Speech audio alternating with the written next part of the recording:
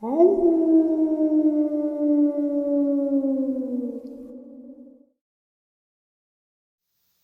and salutations, everyone. I hope everyone is doing well still, and welcome to this, depending on wherever you may live or however you look at your clock, the middle of the night or early morning bonus upload. Before we jump into it, a couple links.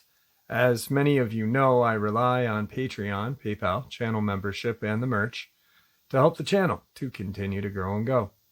Links to Patreon, PayPal, and channel membership is in the description below. Merch displayed directly under the video. Also, Dogman Frightening Encounters, Volume 1 through 3, the audiobook versions. They were written and researched by Tom Lyons, narrated and produced by me, Jeff Nadolny. Those audiobooks are available on Audible, Amazon, and iTunes, links to which are also in the description as well. And finally, last but definitely not least, if you'd really like to help support the channel to continue to grow and go, simply subscribe. It doesn't cost a cent. Click that like button, takes half a second.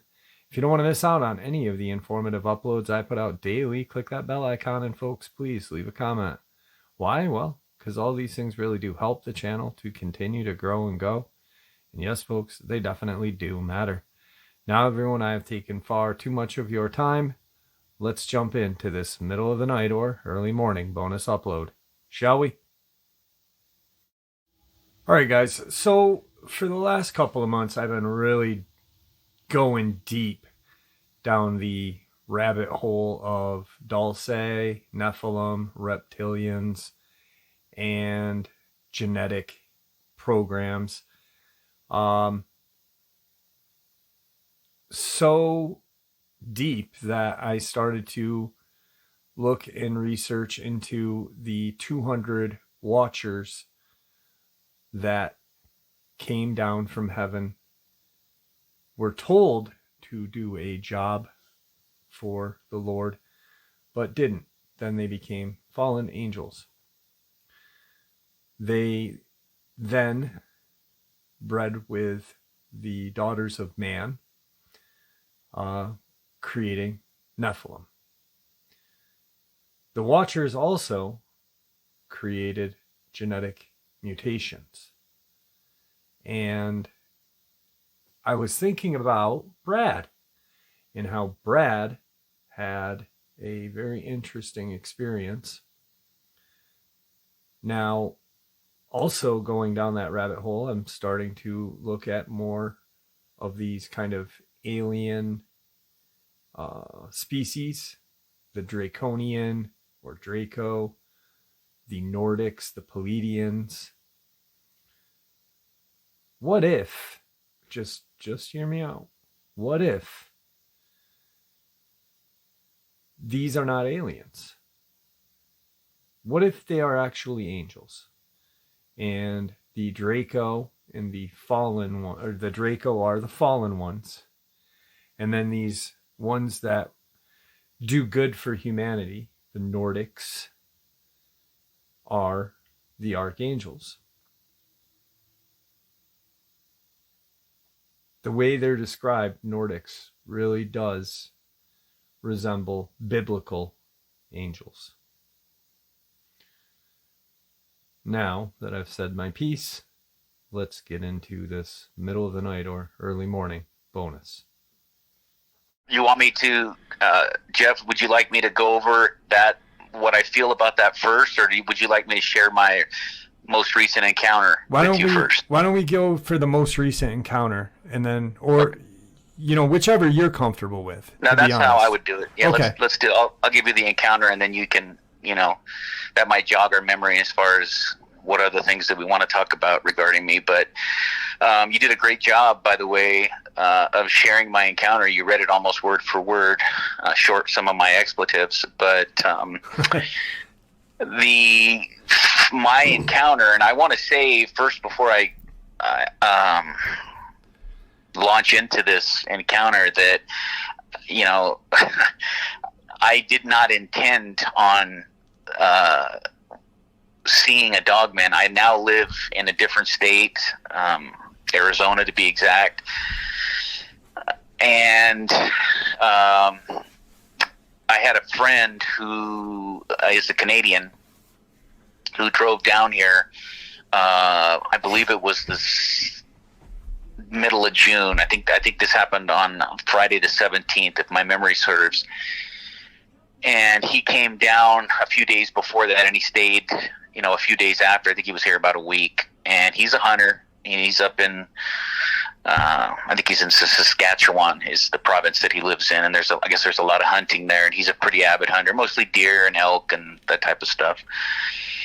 And he does know, he's one of my closest friends, and he does know about my previous experiences, but he doesn't really believe me. He thinks that because I'm a part-time writer, that I came up with these stories just to, test a script out on an audience. Right. And I assured him that wasn't the case. And you're not a hunter at all either. You're a collector of firearms. No, I'm nothing. I'm not tactical. I'm not a camper. I'm not an outdoorsman. I am an adrenaline junkie. I've been in a lot of fights. I like to, I've jumped out of planes. I bungee jumped. I used to surf really, really large waves when I was younger. Right. I do. None of this stuff has been recently, right? In my early 50s now, so none of this is recently. But I am somebody that likes adrenaline. I love that feeling of almost losing control. And I'm a gun guy, right? I'm not a gun nut, but my grandfather was a collector. My father was a collector. I'm a collector. I've been around guns my whole life. I've spent probably hundreds of hours at the range. I used to be a member of a single action, which is like a cowboy gun, for those who don't know, single action shooting society member. So I got really good with that. I'm just a guy that spent a lot of time with I'm not really good with rifles, even, to be honest with you. Right. I have some rifles. I have, enough that I could defend myself, but I'm really just a handgun guy. That's my specialty. I like handguns, and I'm good with them. I'm accurate with them. At 30 yards and in, I usually don't miss. Right. And so, but other than that, I like to hike. I can hike 10 or 12 miles if I need to, and I've done it many times. So I do like to hike. I do like to be out in the outdoors, but I'm setting the stage for this so that your listeners know I'm not like a camper or an outdoorsman. I'm not tactical. I don't go in. I don't do tactical drills, or I haven't been to any tactical schools. None of that. So I don't consider myself any of those things. I just consider myself, an aging old surfer from Southern California who is good with a handgun and likes to hike. That's right. Really, and you're not John Rambo. No, I'm definitely not John Rambo or John Wick, either one. Yeah.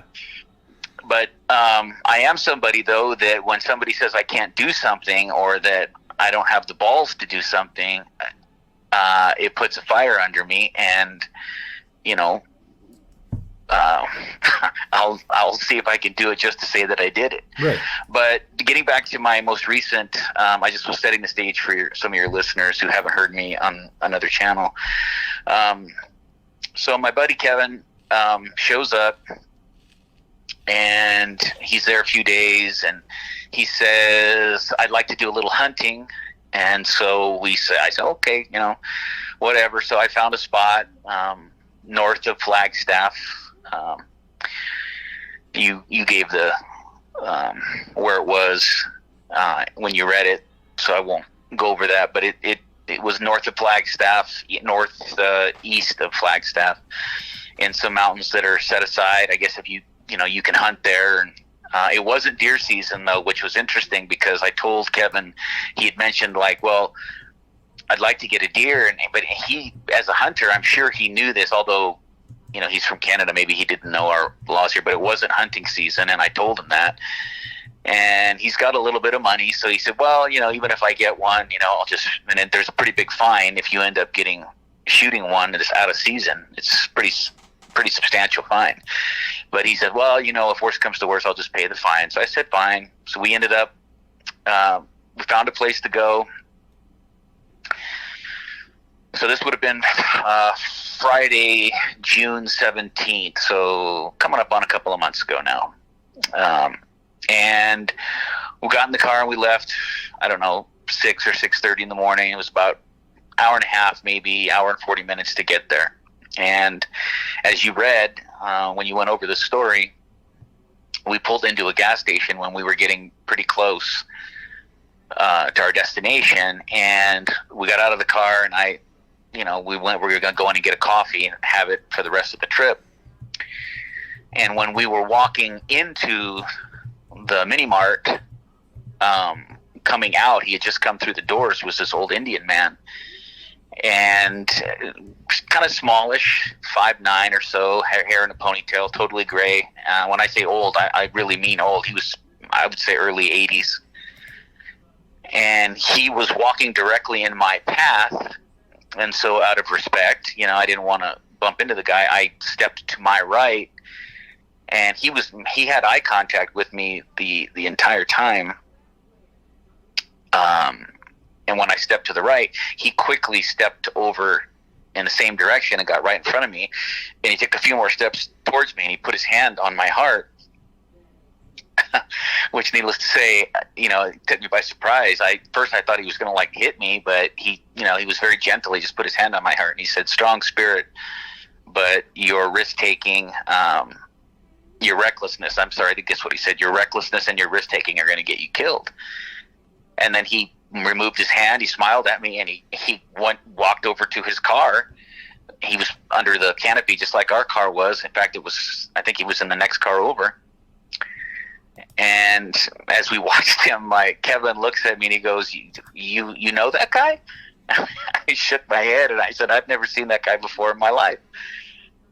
And he thought that was strange. I thought it was strange, and the more I thought about it, the stranger that it got. Kind of got into my head as we were driving. We got our coffee and we put the gas in the car, and I was driving, and we went on to our spot, right? But as we were driving, that kind of started getting into my head, how could he have possibly known that? How would he know that I'm a risk taker? And how would he know that, I've been told earlier in my life that I have a, quote unquote warrior spirit, or a strong spirited person, independent, and which is what I took it. That's how I took it to what he meant.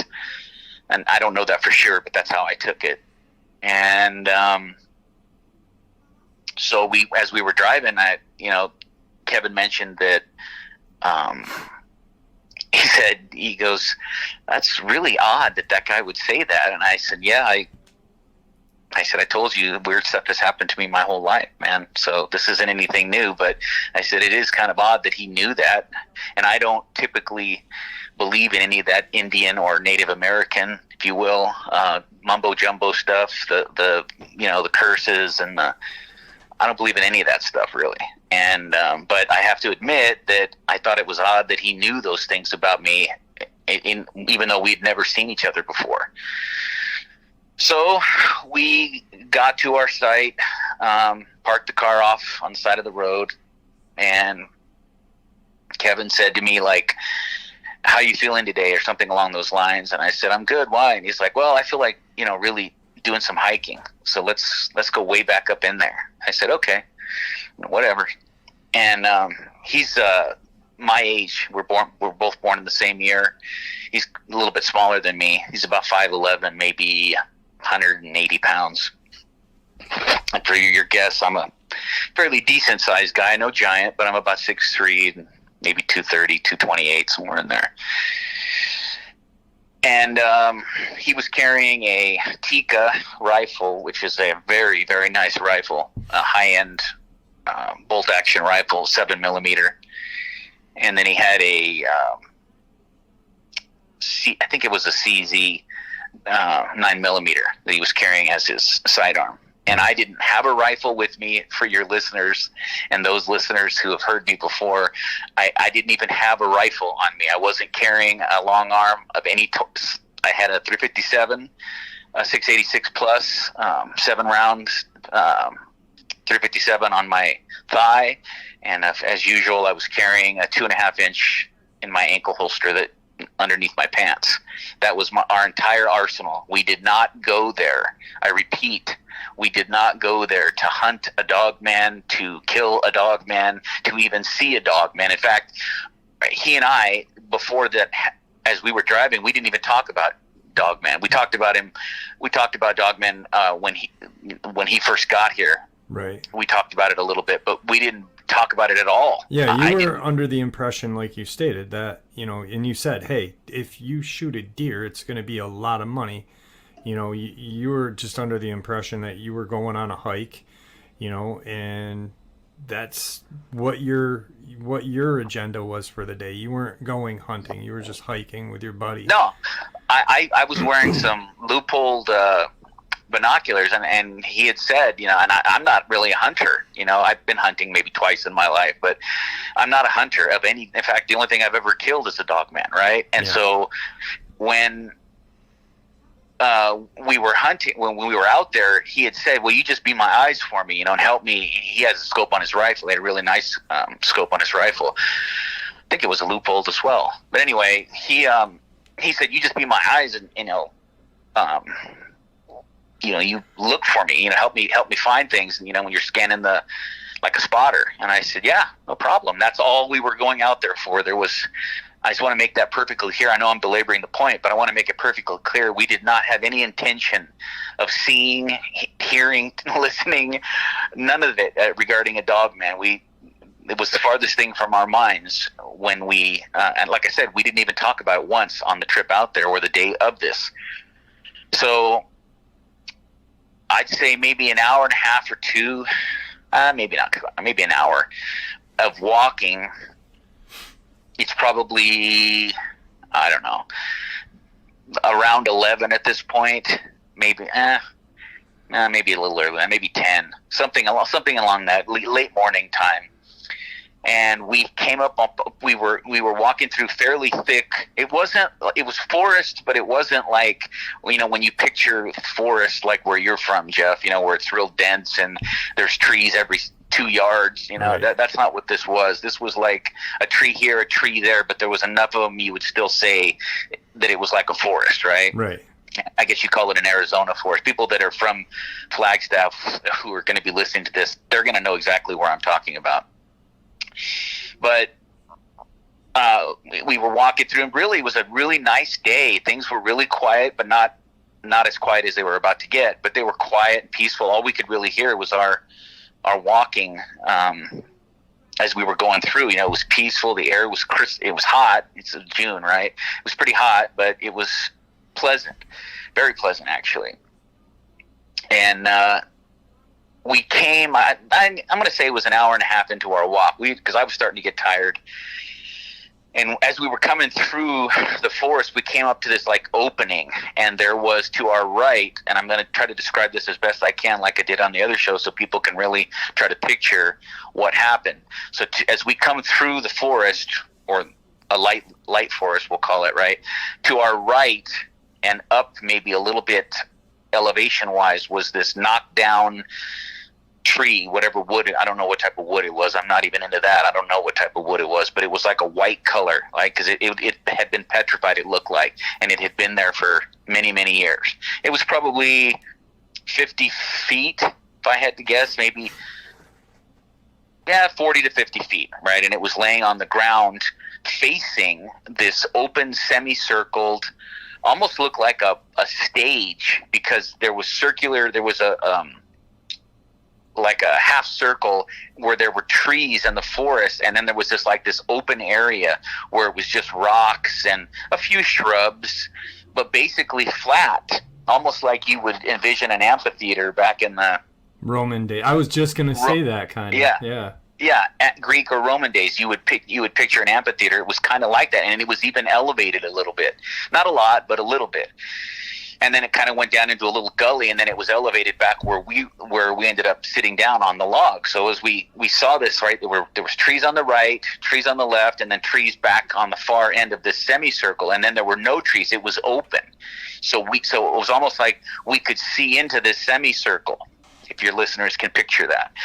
So as we got over to the log, I said, "Oh, this is perfect height, man. We can sit on this. Why don't we stop and eat?" It was probably, I'm going to say, I might have been off on the times earlier. I think it was probably closer to 11 when we sat down there. And I had brought, peanut butter sandwiches and some water, some beef jerky, and I think I brought something else too. But anyway, we sat down and, we started eating, and we had finished. We were talking, and I noticed, like, right as I was finishing my sandwich or getting towards the end of it, right, I noticed that it got quiet. And any of your listeners that know, I've listened to your show before, they know what that quiet means. Silence, yeah. The silence, and it was deafening, right? It got really quiet, and I said to, actually, Kevin said to me, he said, "Man, I got a bad feeling, dude." And I said, "Yeah, I know, me too." And my head was on a swivel, right? And that was the first time that Dogman even popped into my head. From the beginning of all of this, when all this morning started with him, this was the first time that it occurred to me. Like, this was the same thing happening all over again, where it got silent, right? Now, we still hadn't heard anything. It just got silent. There was no bugs, nothing. In fact, I could hear myself chewing. That's how silent it was. And, I'm looking around, and Kevin, he said again, he's like, "Dude, something's up. I just don't feel right." And he even stopped eating and put the sandwich back in the plastic bag, and I was carrying the backpack with the food in it, so he put it back into my backpack. And I finished my sandwich, and I'm starting to drink the water, and I'm like, "Yeah, this doesn't feel right, man." And so we were kind of worried, and he's like, "Well, do you want to go?" And I said, "Well, I don't see anything. I don't see anything. I don't hear anything." And he's like, "Are there bears here?" And I'm like, "I don't think so. I mean, maybe black bear, but I know there's not grizzly." Right. Even in northern Arizona, I'm pretty sure there's no grizzly bear or something that big, right? And I don't think there's wolves either. So I said, it could be a mountain lion or something like that. But I said, you got a 7mm. It's not going to be a problem if it's a mountain lion. So we sat there, and then I don't know. I'm trying to remember exactly how long after that we had decided we were going to get up and keep walking a little further into it, because there was where the semicircle was, there was like a I don't want to say an opening, but that's for lack of a better word or term. There was kind of an opening on the far side, because we were in front of the semicircle. And if we kept going straight, we would go back into the forest, right, and keep walking. And there was a hill in the distance, and he wanted to kind of get to the base of that hill. So I said, "Okay, well, we're not that far from that, so let's just keep going." When I sent you that email, it was still fresh in my mind. Right. Or more fresh in my mind. So whatever it says in there is probably more accurate. I'm trying to do this based on on my memory. But it seems like I said to Kevin, because I'm hard of hearing, and I said to him, I said, "Did you hear that?" And he goes, "No." So I'm listening, and then it sounded like, to me, like somebody walking right through the brush. A ways away from us still. It was kind of distant. Okay. And so Kevin goes, "Oh, yeah, now I hear it." So, I put my binoculars up. I'm looking around. I don't see anything. And he looked through his scope. He didn't see anything. And I said, "Well, I don't, that could be anything, right?" And so, but sure enough, maybe 15 seconds after I said that, we see this, like, really large, I don't want to call it black. To me, it looked more like a chocolate-colored brown wolf, right? It was on all fours. Comes through the thing, right? And immediately when I saw that, I don't remember if we had sat down behind the log. I just don't remember what the events were, if we sat down behind the log. But I remember when we saw that, I told Kevin, I said, and he was already looking through it, and he goes, "That's a big wolf, man." So I walked around the log, and I was on the far side of the log, right? And I kind of bent down, and I was looking through my binoculars, and he was kind of like the wolf was kind of like sniffing on the ground. He was acting like a dog, you know. His tail was wagging a little bit. And then he went over towards a tree, and he was sniffing at the base of a tree at the far end of the semicircle. And you know, it really did, just at that point, it was looking like a wolf. But I said, that's a really big wolf, right? So, you know, of course, that fear came over me, right? I'm like, you know what? That's too big. That's not a 150-pound timber wolf. That's way bigger than that. Right. And Kevin concurred. He was like, yeah, that is big, dude. And I said, you know, at this point, this animal hadn't seen us yet, right? So I got down behind the log was probably, I don't know, 18 to 20 inches off the ground, right? So I got down.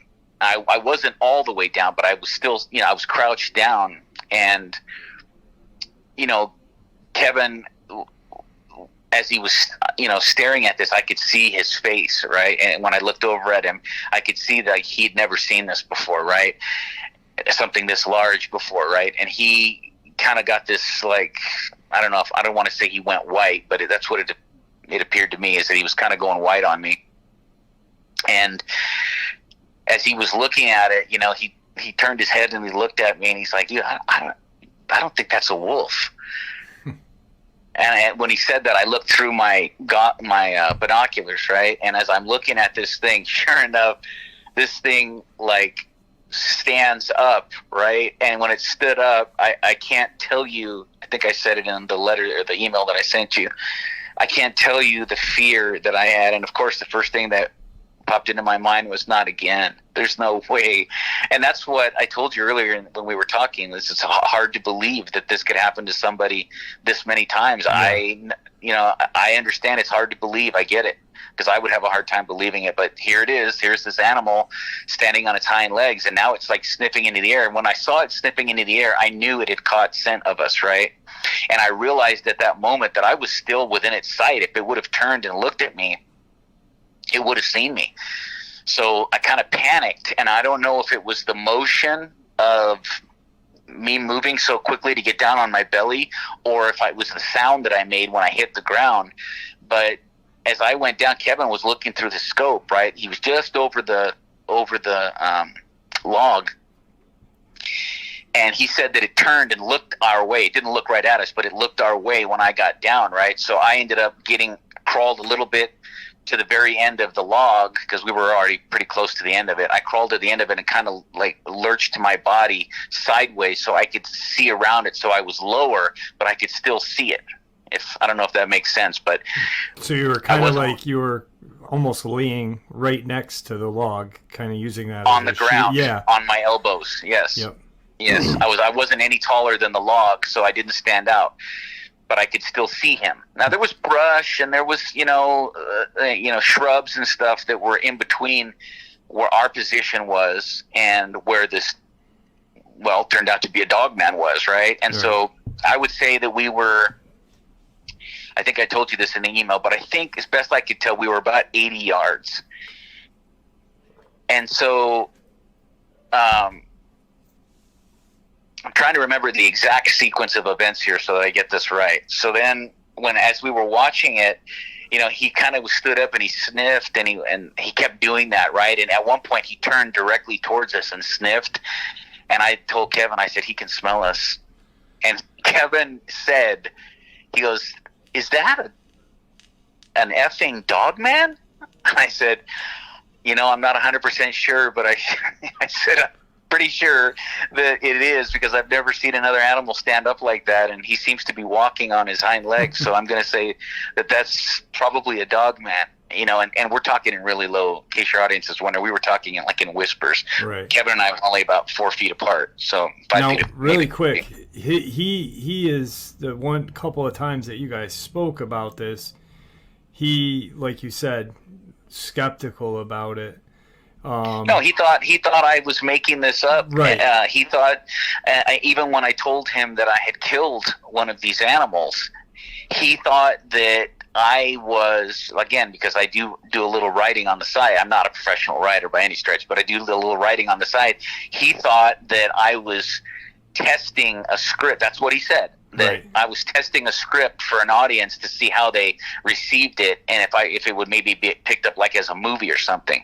And I told him, I said, Kevin, I swear to you, brother, that's not what I'm telling you. What happened, how it happened, and all three of the encounters he knew about. Right. Now, what was his just, face like when he said, "Is that an effing Dogman?" and you said, "I'm pretty sure that is." Well, Kevin's got these blue eyes. I have green eyes, right? He's got these blue eyes that are very, like, what I call telling. And when you look into his eyes, you can almost see what he's thinking, right? And I saw nothing but unadulterated fear in his eyes, because even at 80 yards, you could tell by the reference points of how tall the Dogman was to the trees that he was around 8 feet. Okay. And I would say weight-wise, he's not the biggest one. The biggest one, was on another encounter I ever saw, was close to 9 feet and probably 600 pounds. This one, if I had to guess, I'm not saying I have an expert opinion, but my opinion would be he was probably close to 8 feet and about 500 pounds. Okay. And when he walked, you could hear the thumping when he walked. So he must have had some weight. If he was only 150 pounds, you wouldn't have heard him as he was walking through the forest like we did from that distance, right? Yep. So now I'm trying to remember the exact sequence of events at this point. So when, Kevin and I were talking, I looked at Kevin and I said, shh, because I had seen him look our way a couple of times. Now, I don't think he saw us, because he didn't act like he did at all, but he did look our way a couple of times. So I'm sure he either heard, and they have great hearing, right? Yeah. That he either heard the rustling or maybe the whispers or something, but he just couldn't place where it was. I have to say to anybody listening, I never even drew my gun. This entire encounter, what I'm about to tell you, I never even drew my gun. I never even pulled my gun at all. Right. Evan was only using his to look through. So at some point, again, if people, go back and listen to what your show from 10 days ago or a couple weeks ago, if they want the exact, and I'm trying to do this on memory, and if I'm off on the sequence of events, what I'm saying is absolutely true and how it happened, but what I want to get right is the sequence of events, and that's what I'm not 100% sure that I'm giving the right sequence of, say, like this happening before that happened, but the sum and substance is there. So at some point when we're watching him, right, I hear again, like coming from the opposite side of the semicircle, I hear more footsteps, also heavy. And so now the Dogman, who's he's looking around, sniffing, right? He's just doing what Dogmen do, right? He didn't appear, in my opinion, I don't think he knew that we were there 100% yet. He was about to know, but he did at that moment. I don't think he knew. Okay. And so here comes this, I'm just going to say, a man, right? Here comes this really large, after we heard the crunching of leaves, we noticed, and I'm watching this entire thing through my binoculars, and these are really good binoculars, so I can see everything perfectly clearly at 80 yards. Perfect. And I hear this crunching, and I notice that at one point the Dogman then turns immediately. He takes about 3 steps back, and he's facing whatever this is that's coming through the other side. There's probably, I would say, 15 yards between the Dogman, and here comes this large, for lack of a better descriptive term so your audience understands, Nordic man with, like I said, and I don't want to belabor the point, but I really like women, so I don't want people to take this the wrong way. But he was the most beautiful man I've ever seen. Right. And he comes through the forest, and he's wearing this. I mean, the clothes didn't look that outlandish, but they just didn't. He had a black mock neck on, or like maybe it was dark gray, and he had a light gray, what I would call like a windbreaker looking thing, and then these pants on that were a similar color to the jacket. Or no, actually they were a little bit darker. They were more like the mock neck, and then he had these like kung fu looking shoes. They weren't kung fu shoes, but that's what they looked like to me, because they didn't really have a heel on them. And he had this like wrapping, like like the World War I soldiers had those things that they'd put on over their boots, so their boots wouldn't get caught and stuff, and then like it would come up above the bottom of their pants. Yeah, so things couldn't get in their pant too. Yeah, right. It was similar to that, but it was just cloth that he had wrapped, tightly around. Okay. And he was wearing these like dark colored kung fu shoes, right? He had socks on. The only thing you could really see of him, everything was covered except his hands and his face, and he looked sunburned, but he had this, what I would call a long flat top type hairdo. I told you this in the interview, or in that when we first talked. He looked like he was much better looking than Dolph Lundgren, but that's who he reminded you of from Rocky IV. Right. Just that same type of haircut, platinum blonde hair like that, these piercing blue eyes that I could see through the binoculars. That's how blue his eyes were. I could see them looking through the binoculars at 80 yards away. Okay. So that should tell you how blue his eyes were. Right. And here he comes out, right, and he's wearing, now it wasn't a katana, but for lack of a more descriptive term, that's what it appeared like, and people don't know that's a samurai sword, right? It looked like a samurai sword, maybe a 2.5-inch blade, and then he had look to me, I don't know this for sure, I'm just speculating here, but it looked like a matching dagger that was maybe 12 inches long. Okay. On his hip, on his, I guess you'd call it his hip, on the opposite, which would have been his right side. Right. And he not to correct you, but 2.5 foot, you meant, right? Not 2.5 inch. Yeah, sorry. Okay. 2.5. Yeah, I just wanted to get that so people could, there was no mistake. Yeah, not 2.5 inches. That would have been a problem, right? Yeah, definitely. So, and he had this like scabbard on the back of he had some sort of a strap that was holding the scabbard on the back, right? And you could see the sword handle sticking up above his head. Now, for your audience, when I say that this man was large, I'm not just saying it because I'm at 6'3", and we'll call it 230. I'm not a giant, but I'm a pretty decent sized guy. And this guy was, well, later on as I get into the story, I know for sure he was about 6'8", but I even guessed him at that when he first came out. I said this guy's got to be 6'7", 6'8", 265 pounds, a large man. Right. Not just a 6'3" guy and the 225 pounds. No, this was a large man, and you could see that he was muscular through his clothing, and his clothing wasn't tight, it was baggy. Okay. Well, at least the jacket was kind of baggy, but the mock neck looked like it was tight, but he had a jacket over it, and you could still see how big this dude was. So he comes through this like opening, and as he comes through, the Dogman kind of looks surprised and takes another few steps backwards. And as he does that, this man reaches behind and he pulls out the katana, and he does that thing, and I know you mentioned it, I don't know what it's called, but people who know swords will know what I'm talking about. That thing where you twirl it in your hand, right? Yeah. And he does it with one hand, right? And he just, he moves the sword, right? And at that moment, I think that was the moment where Kevin said, "Are we on a movie set?" And I looked at him and I go, "It kind of seems that way, right?" We're whispering, right? It kind of seems that way.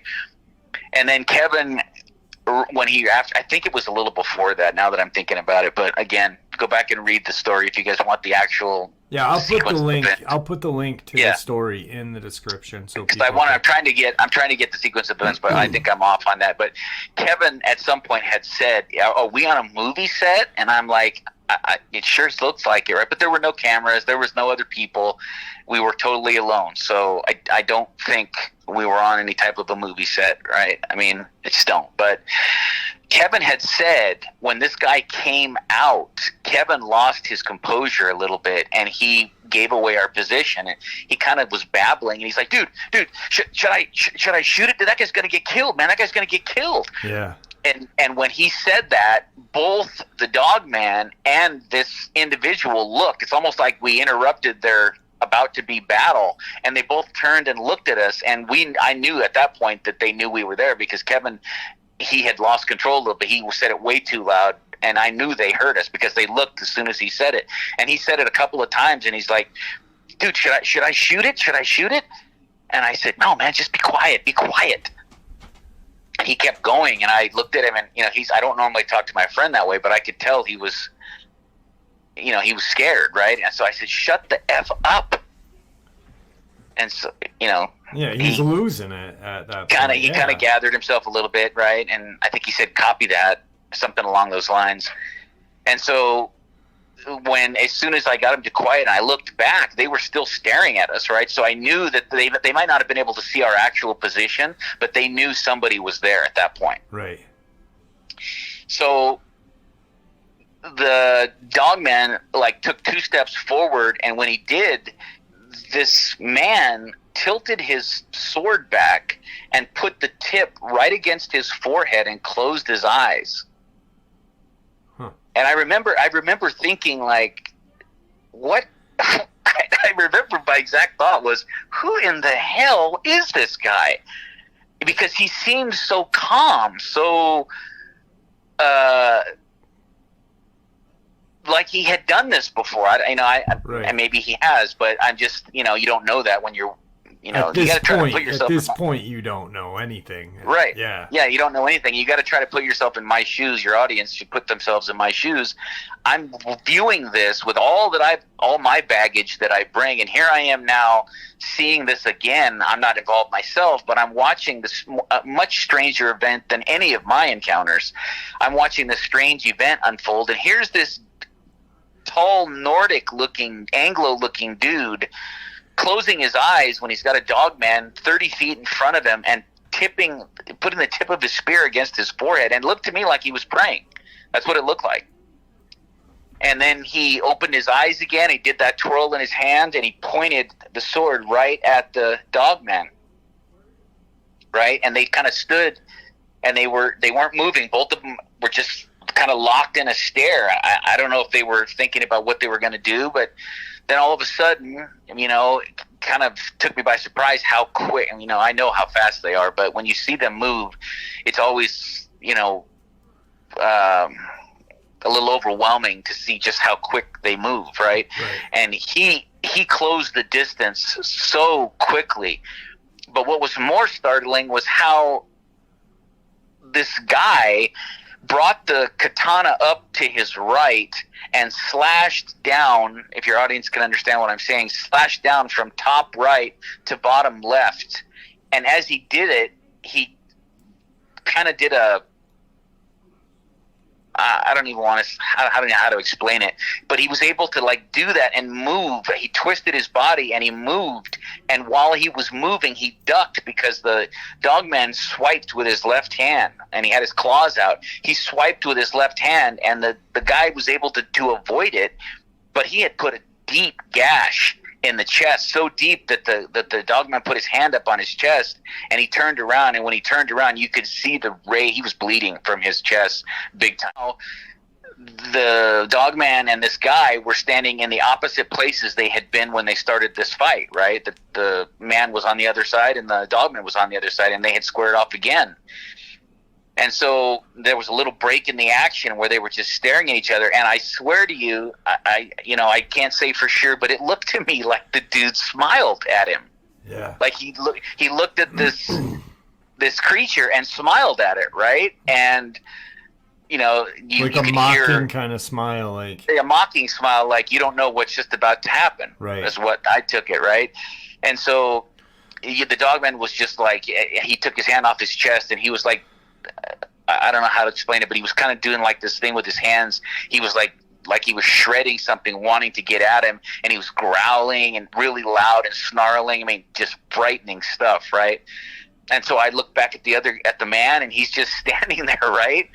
And sure enough, they're probably only 15 feet apart. And so the Dogman maybe takes 3 steps, and he had closed half the distance in those 3 steps, right?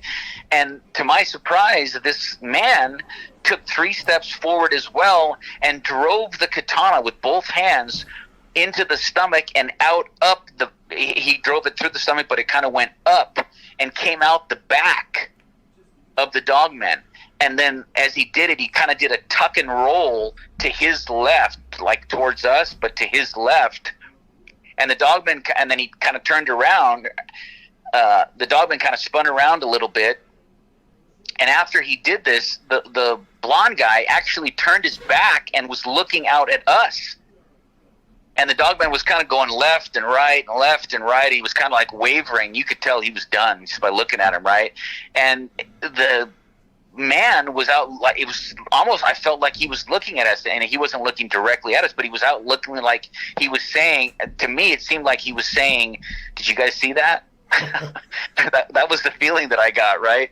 And so he had his back, and this is how confident he was. He actually had turned his back on this Dogman. Apparently he knew he had him, because the Dogman kind of wavered and went right. He turned around a little bit, and he was kind of choking, and blood was coming out, and he's making all these noises. You could tell he was done, right? And so he fell only maybe 6 feet from the feet of this guy. So the guy takes his little, not a little, but it's a big dagger, 12-inch dagger out, and he walks up and he grabs the head, and he like lifts up the head. The Dogman was still alive at this point. He was a goner, but he was still alive. And he like grabs his head and he lifts it a little bit, and he plunges this thing into the neck of the Dogman. Wow. And I heard Kevin go, "What the F? Who?" And I'm starting to like go. And I said to Kevin, and this is the time I said to him, I said, "Dude, we got to be on a movie set or something. I mean, what?" And he's like, "Dude, there's got to be camera." He said that. He's like, "There's got to be cameras around here or something. This is some sort of we're watching some sort of special effects or something." And I said, "Cryptid Kill Bill or something." Yeah, we were just speechless. And so after he drove it in, he kind of stood up, right, and he looked at it for a second, and you could see the Dogman slowly stop. He was moving, and then he stopped moving, right? And the man was just looking down at him, right? And then he turned and he walked out towards the end of, or like, the beginning of this semicircle, right? And he spoke directly to us. And he said, "You guys can come out now." Just like that. Regular American English. No English speaking, from England type, just a regular. It almost sounded like he was from California, to be honest with you. Just the way he said, "You guys can come out now." Just in that calm of a voice, right? So then he goes back, and we're still watching, and he goes back, and he pulls out the knife. He pulls out this little cloth from inside of his jacket, and he wipes down his dagger and puts his dagger back in its sheath. And then he pulls out he had to like move the Dogman's body a little bit, and he pulls out his knife, and with the same cloth, he wipes the blade down, right? And I noticed that when he did that, there was no blood of any kind. It looked the same way it looked when he brought it out from his jacket. He wiped off the blood, put the thing back inside of the inside pocket of his jacket, is what it looked like to me. And then he did this thing where he placed his sword back in the sheath that was on the opposite side. If you know, like when people wear a scabbard on their back like that, it's usually to one side of the head or the other. Well, with his right hand, he took it without finding it with his left hand and found the opening of the sheath. That's a 1 in a million type thing, right? Yeah, just and he was able to. Yeah, it was almost impossible, and he got it in on the first try, like he had done it so many times before. And so Kevin and I, at this point, and I might be out of sequence here on exactly, but you get the gist of it. And so we're looking at each other, and Kevin goes, what do you think? And I said, I don't really know what to think, Kevin. Just like that. I said it just in that tone. I said, I don't really know what to think. And I said, he's like, well, you think this guy's dangerous? I said, he very well could be dangerous. And then he said again, this man said again, he's like, I'm not going to hurt you guys. And so I looked at Kevin and I whispered and I said, okay, don't point the gun at him, but keep the gun and keep your rifle in your hand. Just don't point it at him. And Kevin looked at me and he says, okay. So we stood up and we made eye contact with him finally. And we're about now, I'd say, because he'd walked to the outer end of this circle. So we were maybe 60 yards from each other. So we started walking and he went back at this point over by the Dogman. And so we were walking up. And as we got up to him, I think I said first, however it's written in the story is how it went down. But I think I said first, where did you come from? And he said something like, I was out hunting, right? I think that's what he said, something along those lines. And, he had said, I think we said something along the lines of, or I said, well, he asked what we were doing, right? And we said, well, we were out hiking, we were, hunting. And I think I said, but I wasn't hunting this. And he said, not this time. And he smiled at me and he called me by my first name, Brad. And he knew Kevin's name too. Yeah. And Kevin said, again, and I know I'm belaboring this, but I want your people to know how it's written, how you wrote it is actually how it happened. I'm trying to remember what he said, when he said it, and the sequence, but I'm just going to say what I think I remember. Kevin said, how do you know our names? And this guy said, oh, I think you know the answer to that. And he kind of smiled at us. And he had said when we walked up, he said, don't shoot. He put his hands up jokingly, right? He said, don't shoot me, Kevin. Yeah. And Kevin looked like he was about to shit his pants, to be honest with you. And so, I said, where did you come from? And he goes, oh, I was out. And he goes, I was just hunting. I said something like, you were hunting with that? I said, you don't even have he's like, well, and he pointed to my 357 and he goes, that's cheating. He goes, if you really want to hunt one, something along the lines, if you really want to hunt one, the best way to do it is a sword. I started laughing and I said, he pointed at my gun and he goes, those are cheating. And he goes, and you well know, Brad, how hard it is to kill one with those. Yeah. And when he said that, it felt like he was reaching into my soul and he was, you can tell when I'm talking about it, it's like, it's almost too much for me to even believe that I lived it. And so we said a couple other things and then I said, what's your name? No, that was after. I think that's when he was walking away. Yeah, that's when he was walking away. I think I said something like, so, what do you, and he goes, that's right. I said, what do you guys call these things? And he goes, well, I believe you guys call them Dogmen. Yeah. And I thought to myself, you guys, well, aren't you a member of you guys, right? But yeah. I didn't say that at the time, but that's what I was thinking. And I said, well, what do you guys, and I kind of joked when I said that. I was, kind of had a smile on my face. I said, well, what do you guys call them? And he goes, well, they have many names, but the one we use most is Hellhound. I said, Hellhound, that makes sense. Yeah. And he's like, that makes sense. And he said, you guys got to be careful out here. And I said, really?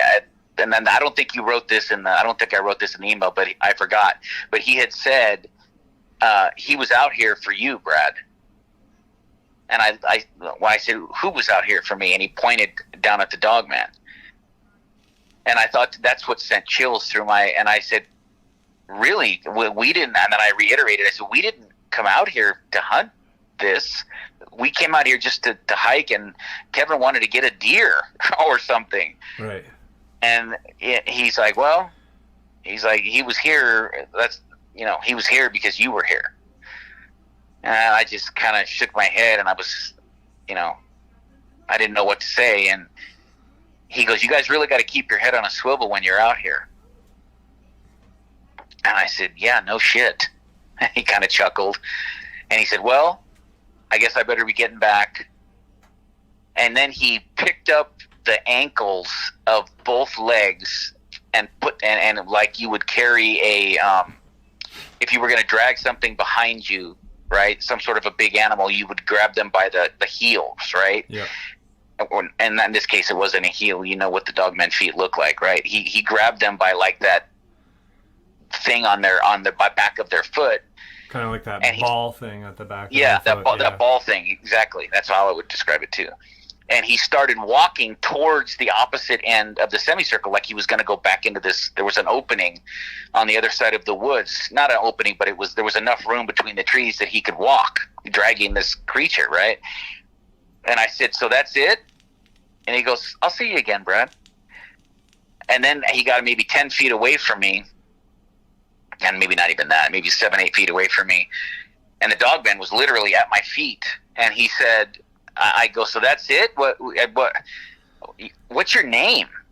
And he turned with he still was holding on to the animal, but he turned and he looked, and it was the first time that we made direct eye contact close like that. And he looked at me into my green eyes with his blue eyes, right?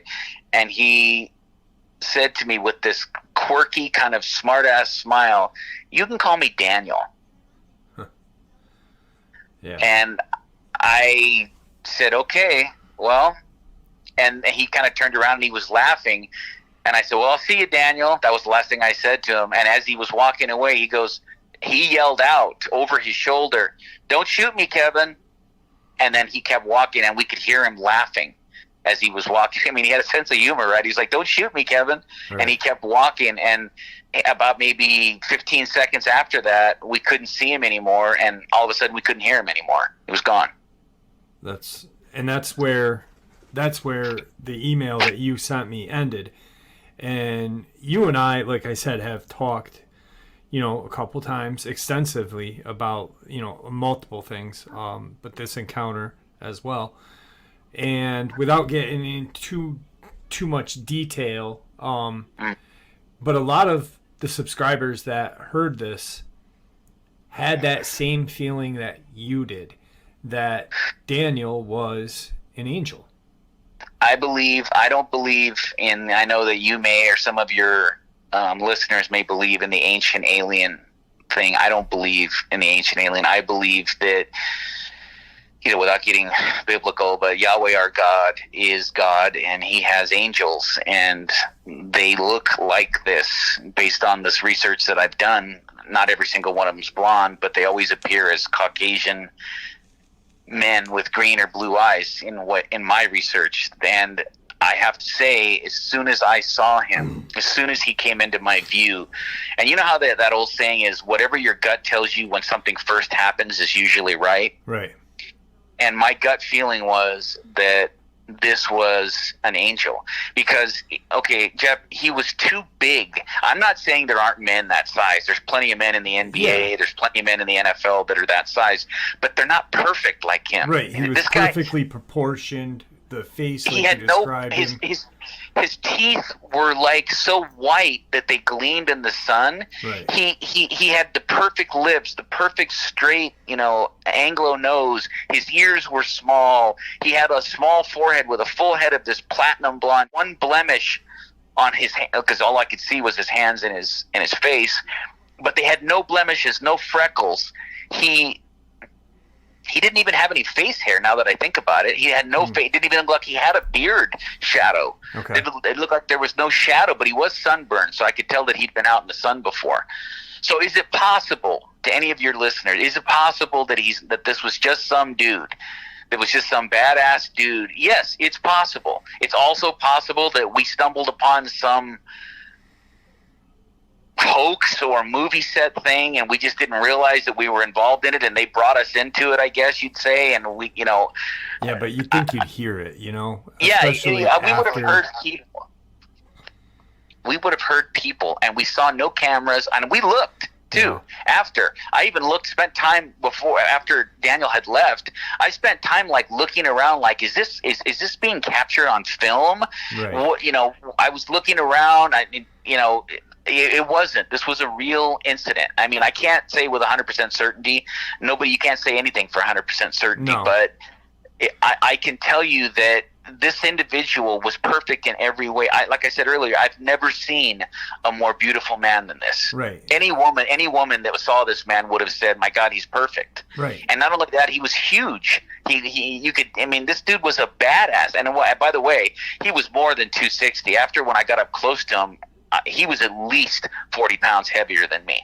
And so he's probably 270, 275 maybe. Right. At 6'8". This is a big dude. Just perfection. Like you honestly think, for me, when I read it and then heard it again and thought about it, the way you described him, the way you described how he just, you only heard him slightly. You heard that Dogman coming in for a period of time. This was not, he was like there. And then he grabs the Dogman and leaves, but you don't hear him after that. He refers we heard him for about 10 seconds. Right. But then nothing. And then refers to the Dogman as a hellhound. Really, just to me, says this was an angel. And what did he mean? What was the most telling moment for me, I think, is when he said, "You guys call him Dogman." Well, and knowing your names, knowing our names, the anticipation. But what did he mean Kevin by that? Thinking about shooting him at one point, you know what I mean, or whatever, with a sense of humor. I mean, it just. I don't know, man. I like I said, he didn't include himself in you guys. Yeah. And then he said, "We call them." To me, if he's part of the human race and the human experience, why wouldn't he have said, "We"? Why didn't he say first, "Well, we call them this"? And he could have included himself, in that with me. Right. But he didn't. He said, "You guys call them Dogmen." Yeah, completely separating himself from... Exactly. Right. I mean, he could have been like, around here, you guys call them, but, where I'm from, we call them. But he didn't. He just said, you call them, we call them. He was just very... There was a delineation between us. And this guy was, he showed... He didn't even... For your listeners, so that they can really picture this and try to understand how it changed. This has changed my life completely. This dude didn't even sweat. There was no. His cheeks weren't red, like how most Caucasians when they're exerting themselves, they get that red. Like I get, you get that redness in your cheeks. He wasn't even sweating or out of breath. Right. I don't know how else to explain it other than to say he was perfect in every way. Right. And he had a sense of humor, which you wouldn't, normally when you're talking about biblical things, it's such a serious thing. But this guy had a sense of humor. Yeah, you don't think, but, he knew your name specifically, knew that, and you and I had talked about this, and it's almost like he was your guardian angel. And, I don't want to say that because I don't want to speak for the Father, but it does seem to me, I'm a person that, Sir Arthur Conan Doyle, the author of Sherlock Holmes, said that when you eliminate the impossible, whatever remains, no matter how improbable, must be the truth. Yeah. And so, is it possible that there's another explanation for this? Absolutely. That it was an alien of some sort? I guess you could say, but he sure looked human. Even though he was a perfect human, he sure looked human. He didn't look alien in any respect. My feeling is, I won't even use the term guardian angel because, but he knew about my past. And we'll get into that. That's the only reason why I said guardian. Like, he was like, he knew you. He knew you he also knew Kevin, but he knew you. So, well, he knew I had killed a Dogman right. too. And maybe that's, I mean, like you said, you don't want to, you can't really make the judgment, but in my eyes, to me, if he was, the angel that was sent to protect you at that very moment, he obviously knew you. He's, known of your past. So maybe that's where the sense of humor came in, or, who knows? But it's an absolutely. When you hear this story, it's hard not to think. And again, I'm not trying to make myself as some, that I'm so important that I have to have an angel that's guarding over me. He may very well guard over other people as well. But if I had to guess, if you were to hold my feet to the fire as to what transpired, I would say, in my opinion, that this was an angel. And whether he was my specific guardian angel, I don't know. Right. But he did say that the Dogman was there because of me. He didn't say Kevin. He said me. Right. So that tells me that he was there, even though he didn't say this. It's kind of implied that he was there to protect me. Yes. Because I wasn't equipped. Neither one. I mean, Kevin did have a 7mm bolt action rifle, and if push would have come to shove, we probably could have fended if he was alone now, right? If he was alone, we probably could have fended him off. But had there been a pack of them, we were dead. Yeah. I got about a half an hour of record time left, so I do want to kind of get into why we called it the redemption, not to cut this short, but no. We keep referring to your past encounters, and I have not heard them. They're on another channel. We're not going to mention the channel, but they are. Many people probably have heard them. You, in my eyes, really got a bad rap from what I heard from people who have heard your encounters, and knowing you now for, the time that we've spoken, I kind of got a really good feeling of who you are, and you're not a malicious person. You're not you don't strike me that way. So why don't we now, because like I said, I got about a half an hour. Why don't we kind of now touch basis on that? And okay. Just so everyone knows, this will be the last time Brad kind of shares any of this with anybody, Yeah, I have no desire to go on any more shows. I only am doing this show because of what I'm about to tell you, how I feel like the other show that I was on, again, without mentioning names, because the person who runs that show was good to me, so I can't say anything bad about him. Right. But the people who made the comments in all of my encounters were, I would say, 80% against me and 20% for me. So it was overwhelmingly negative. I'll just give a brief synopsis. I've had 3 encounters prior to this in 3 different states now. This is why, if I was listening to this, I understand people would say, I can't believe this guy. This is just too much. I get it. Because I am a very logical, reasonable person myself, and I'd be like, what are the odds that one person has 4 encounters now, right? But I'd be lying then, because they did happen. So I have to tell the truth, and I wanted to come on a forum where hopefully I'm not treated like this bloodthirsty guy, who is just trying to kill Dogman every time he goes out into the forest. And, I admit that, well, let me start with my first encounter. I had my first encounter in Southern California, up in the hills. I lived in Southern California, let's just say close to the San Gorgonio Mountains. For people that are from Southern California, they'll know where that's at. And there's a park, a national park up there. And I used to go walking at night, and I had my first encounter not long. I mean, literally, 3 or 4 months after I even knew I'd always heard of what Sasquatch and stuff like that, but I'd never heard of Dogman before I started watching these particular shows. Right. And it was only 3 or 4 months after that I had this encounter, and it wasn't violent. It could have been, but it wasn't. In fact, I don't even think it was really necessarily evil. No. He could have, the dog man that I encountered that time, he could have I was armed, because I never go into the forest unarmed. And I would advise everybody listening to never, despite what you may hear from other people, right? Yeah.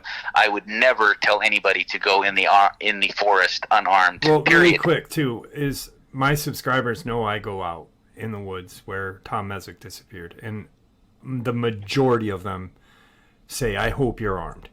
So this is why I feel that you're on a platform that you can explain how you feel.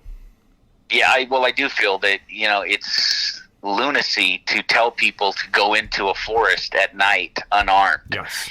And I'm not going to say that any other the person who runs the show tells people to do that, but perhaps guests have come on and have told people that, it's unnecessary to be armed, that, these animals know that you're armed, and if you're not armed, they'll leave you alone. And I mean, they're an apex predator. They're a hunter, They're opportunists. Yes. And if you're unarmed, you're an opportunity for them. They have killed many, many times. Every show that I've listened to, there's always a possibility when you encounter an animal like this, that's 500 pounds and 8 feet tall, there's a good chance, if it's hungry, that it's going to try to eat you or at least hurt you. Yeah. And, the idea to somehow, pray to it or ask permission to enter the forest, right. I don't want to make fun of other people, but if you're that dumb that you're going to go into the forest at night and get on your knees and pray to one of these animals to give you permission to go into the forest, sorry, but that's not how I roll, number one. And number two, you're going to get people killed telling them to go in unarmed, because then if you're attacked and you have no way to protect you, what's to stop you from being torn to shreds and literally eaten? It's dangerous. It's very dangerous, and it's not logical. It's yes. These animals don't like. One thing I learned in my encounters is these animals do not like gunfire. Now, I don't just mean when you hit them with it. That you can see them when it's close to them and gunfire goes off. The way that they flinch, they don't like it. Yeah. So if for no other reason, to have a gun with you when you go into the forest, day, night, whenever, and even if it's a 22, at least if you can have, showed one of these creatures that you're armed, I think you're much more likely to be left alone than going in unarmed and just assuming that they know because they're all knowing, or, you've prayed to them or whatever. It's ridiculous to me. Right. But anyway, that was my first. That was in Southern California, and then my second one. Well, first one, really quick, just so people know. Sure. First Dogman that you saw, I believe the way I remember you telling me, it stood up. You had your firearm out, and you kind of did like a hand gesture, like, "Hey, let's just kind of." But it saw your gun. It kind of recognized what a gun was, and you both went your separate ways. Well, he was standing. I heard growling to my right. I was on a trail, and I heard growling to my right, and I just assumed it was a coyote or something. Yeah. But when I got to a clearing and I could see into my right, off the trail into the little forest area, I could see about maybe 50 or 60 feet from me these yellow eyes looking at me, and they were over by a tree, right? And I was sitting there, I'm thinking to myself, man, that's a really large coyote, and I don't think there's wolves Southern California, even up in the hills, but it stood up then, right? And it was probably 7:10, if I had to guess, because later the next night I came back out there and stood right where it had stood, because at 6'3", I wanted to see how much taller it was than me, right? And I would say it was about 7'10", and he, as he put one hand up on the tree, he was staring at me with his yellow eyes, right? And I was looking right at it, right? And at one point, he kind of drops down on all fours like he was going to come towards me, right? And I had a 357. It was a 686 4-inch on my hip. and I had a little 38 special that I carried on my ankle. I never, even before Dogman, I never go into, because you could run across crackheads, drug addicts, bikers, humans, and if you're on, they're probably more dangerous than Dogman, because if you're out there alone, you're at their mercy. Yeah. Well, I'm never going to be at anybody's mercy. I'm sorry. That's one of the reasons why I love guns so much, is because of the great equalizer, right? I mean, you can be outnumbered, but if you know what you're doing with the gun, you can save your own life. Exactly. So anyway, when he dropped down on all fours, I pulled my 357 and I aimed it right at him, and I really felt that he was reading my mind, and I was saying, you might get here and you might attack me, but you're going to take 7 rounds before you do. And he stared at me for another second or two, and he kind of like, they say that he smiled. I don't think it was a smile, but it was more where he showed his teeth to me.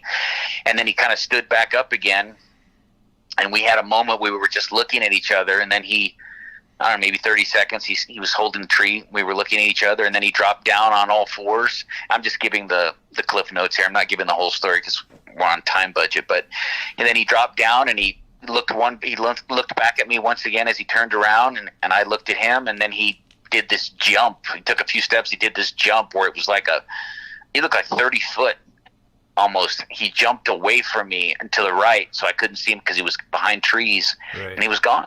Yeah. And that was my first encounter. And then there was, I didn't have any nightmares, or, and some of the people I've heard on other channels talk about, oh my God, I had nightmares. I mean, I already believed that these animals existed, but I never thought I would see one, especially in Southern California. But then when I went, again, I'm just going to give a brief story. Then I decided after I read the comments, I decided, because people say you can't kill these things. These animals are otherworldly. They go in and out of dimensions and all this other, they'll try to keep it G-rated, all this other stuff that was being said. They can cloak, some of these people said, and I was like, wow, okay, this animal looked like a pack animal to me, just a very large pack animal.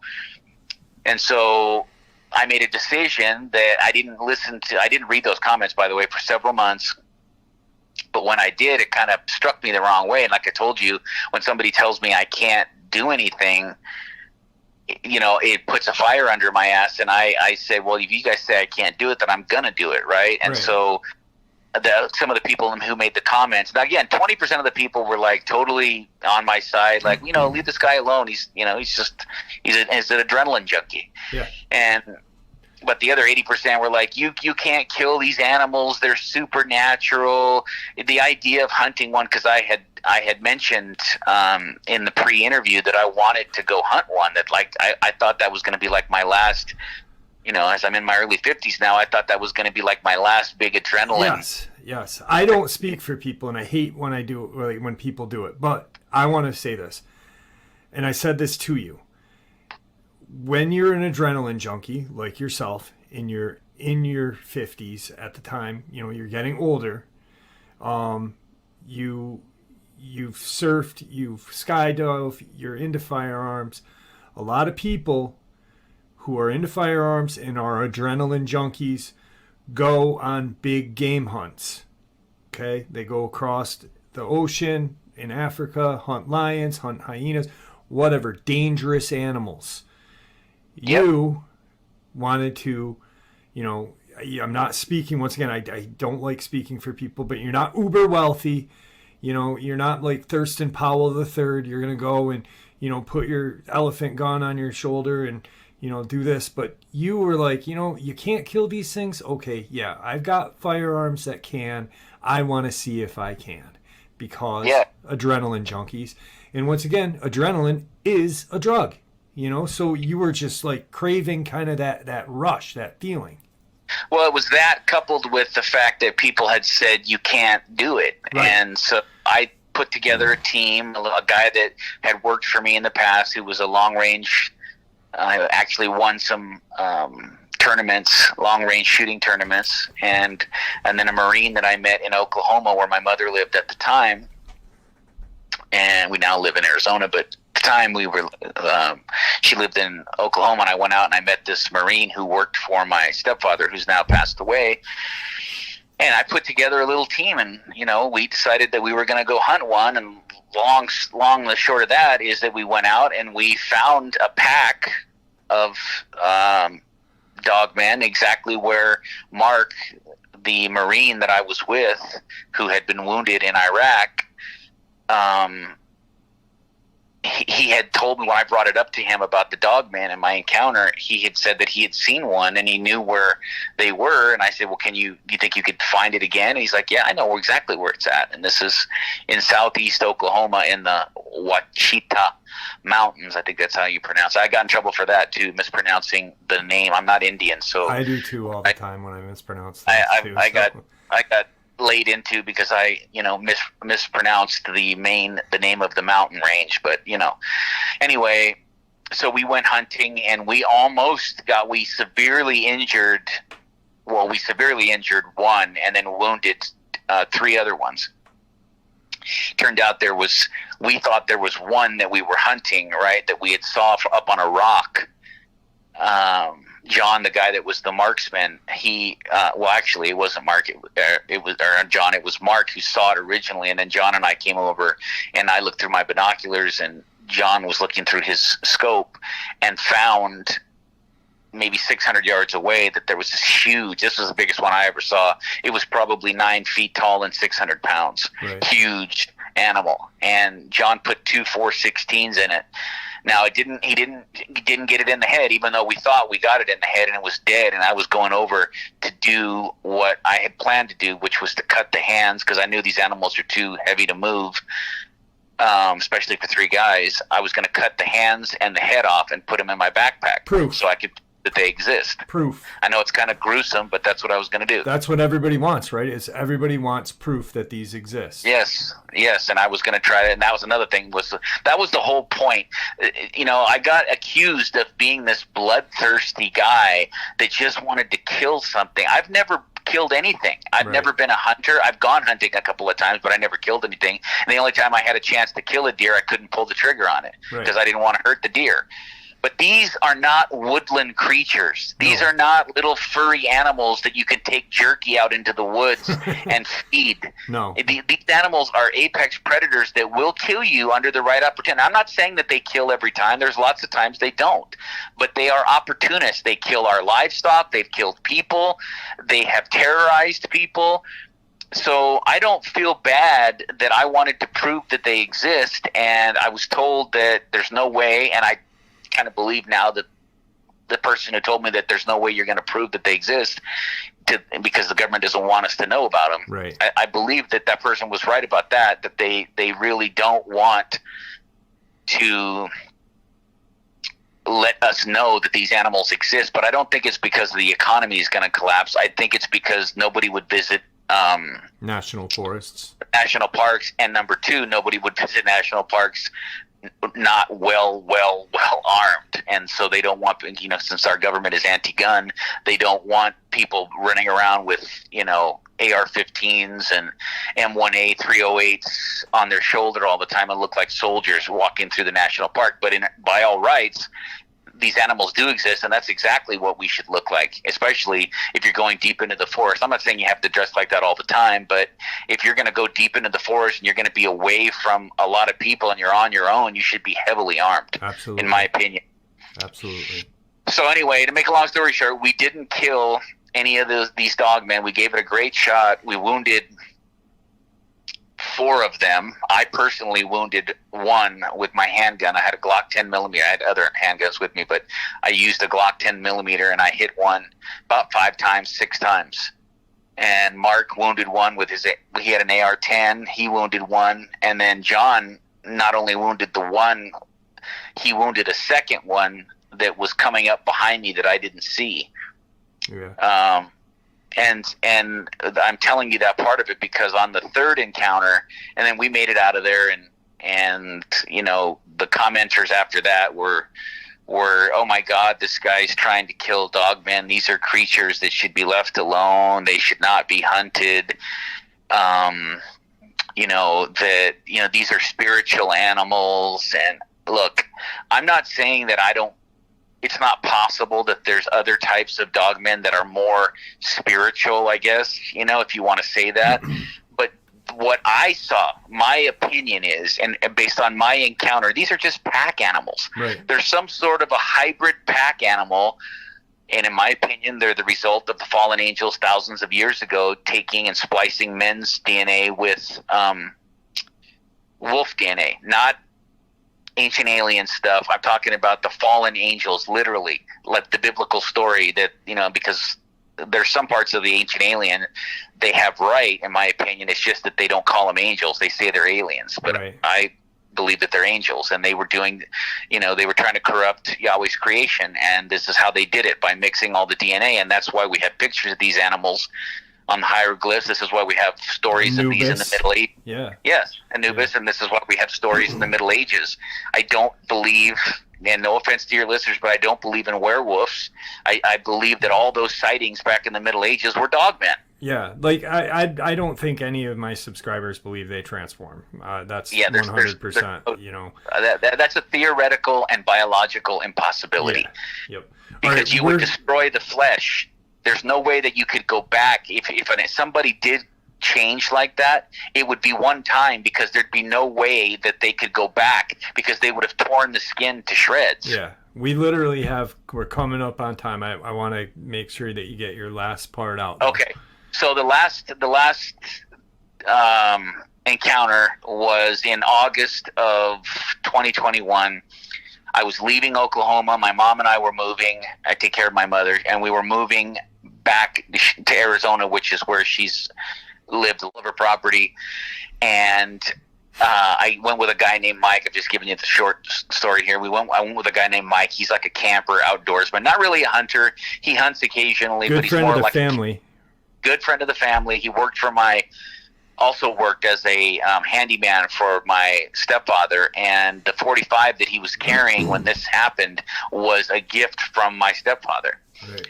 And he was carrying a 30-06 rifle. I went out there. We were not hunting a dogman when we went out there. I went out there because I wanted those wounded animals to know, because in the comments the people had said, oh, you left with your tail between your legs, you got ran out of there, they could have killed you, but they chose to let you live, and there's no way you're ever going to go back there, you left with your tail between your legs, blah blah blah. And then I was just painting me out. Not only was I bloodthirsty, but I'm also a coward. Yeah. Now I'm a coward. And it's like, okay, well, how much of a coward was I? Because I went out there in the first place, not once but twice. Right. And this time I went out lightly armed. And that's another thing. I was accused of being heavily armed. I was carrying 2 40 cal handguns and a 40 cal carbine. Not exactly what you would want to take if you're going to go hunting dogmen. Absolutely not. I did not go out there with the idea that I was going to hunt a dogman, but I did want them to see me. Yeah.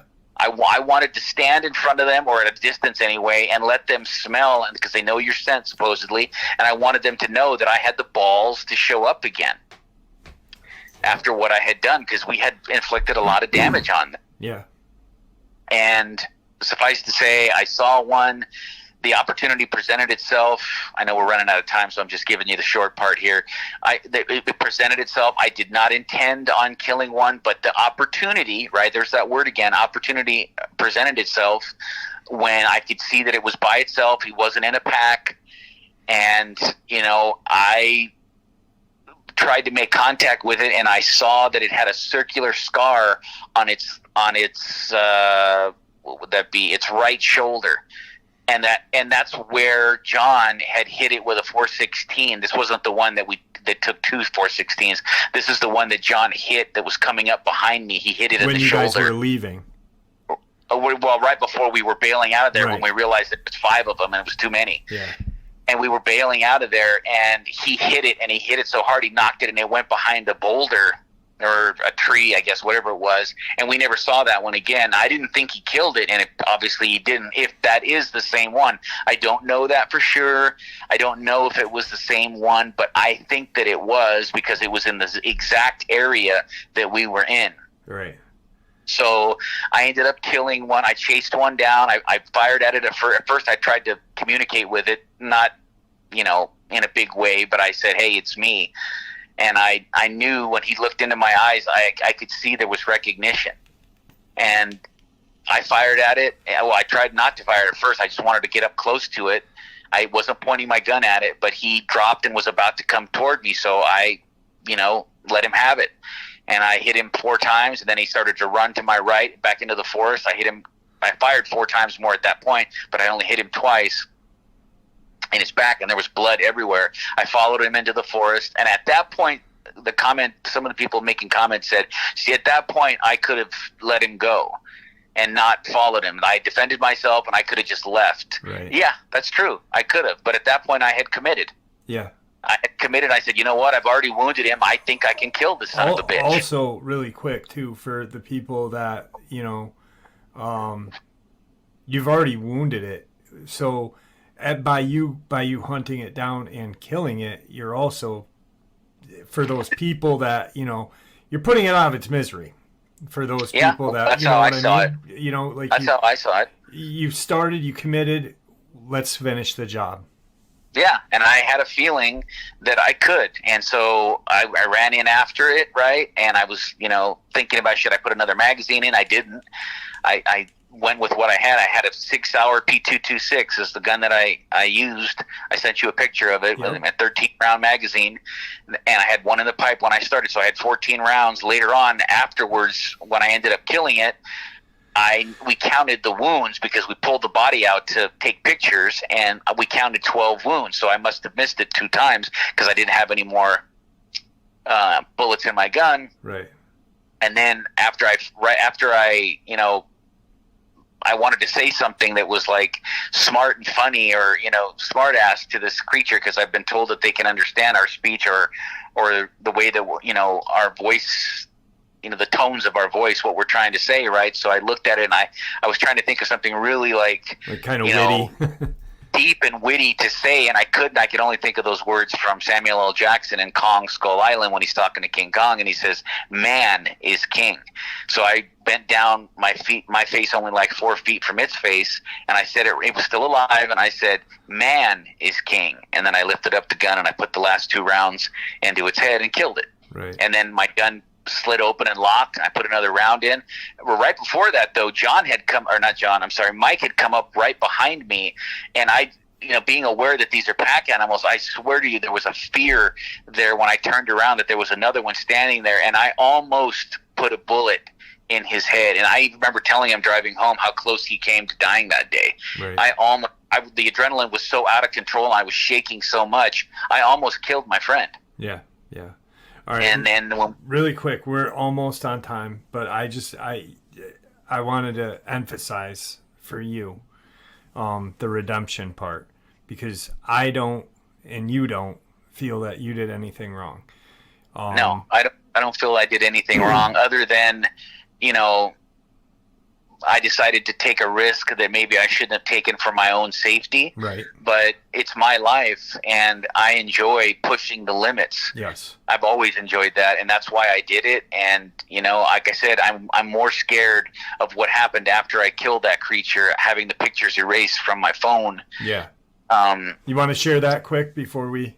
Well, somebody in the comments said that I had said that I was holding up my phone to see if it had service, and then as if like I needed to have service so my camera would work. But maybe I didn't say it when I was in that interview, but what I meant by that is that I realized when I saw that I had service that I could use my camera for my pictures. And I wasn't elaborate when I described that, but that's what it was. I'm well aware that you don't need service to use your camera on your phone, right? I get it. I've had a phone since smartphone since 2011. I get it.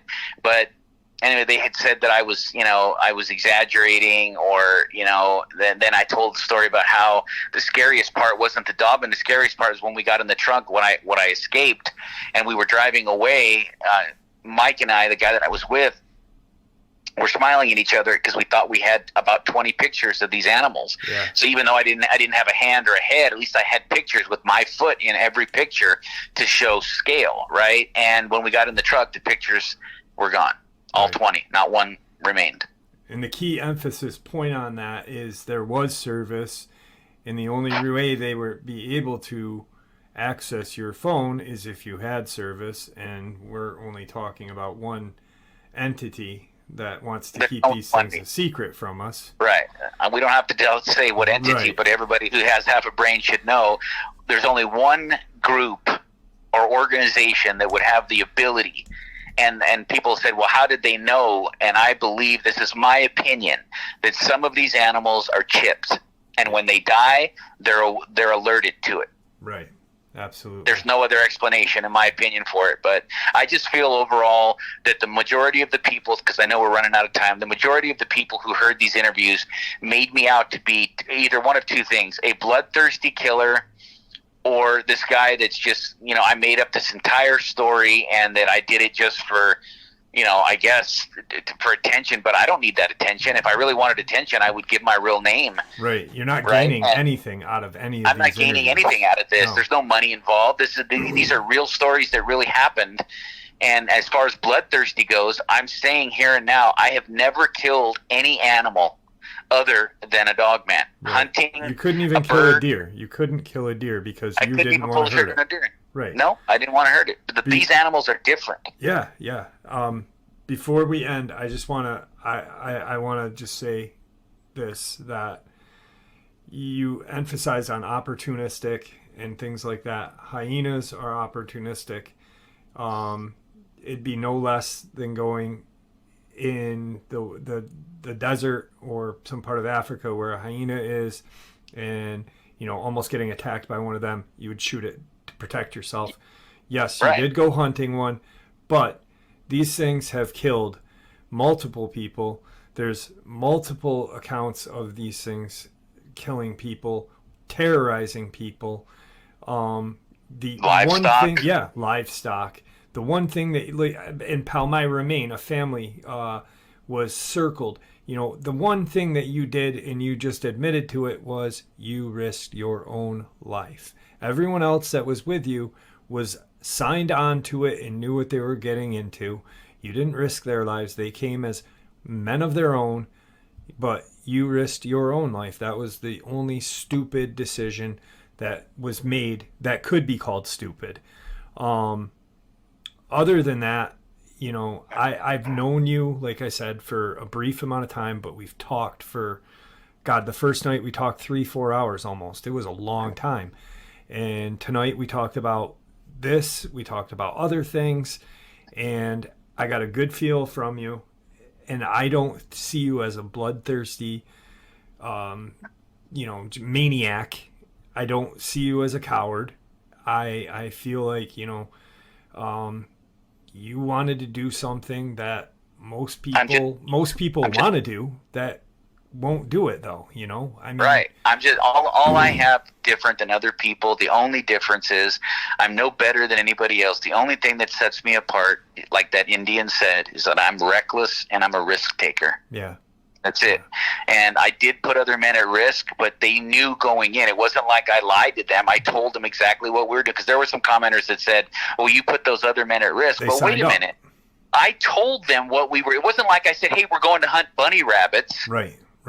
I told them what we were doing, and they signed on to it. These are grown men, almost my age. They made their own decisions. So I just wanted to say in closing, I feel like I've gotten it off my chest. I wanted to say these things because I felt like the majority of the other audiences that listened to it, like I said, they either said I was bloodthirsty or I was being a bullshit artist, and neither is true. I'm just a normal guy that decided to take a risk, and I had the balls to go do it. That's how I view it, and I did it, and I'm never going to do it again. I'm never going to go hunting for one again because I've done it now, and, people say these animals can't be killed. Well, if we're talking about this type of dogman, they can be killed. Is it possible there's another type that's somehow spiritual or invisible, or I haven't ever encountered them, so I can't speak to it, but in my opinion, these are pack animals. And if they can bleed, breed, shit, piss, and eat like we do, then that means they can be killed. Yeah. Brad, it was awesome having you on. I'm glad that we were able to do this show. I'm glad that you reached out to me. And, in closing, thank you very much. I don't feel like you did anything wrong. And, I hope that you and I can talk for a while, for a long time now, because I feel like you're a friend now. So thank you for coming on, my friend.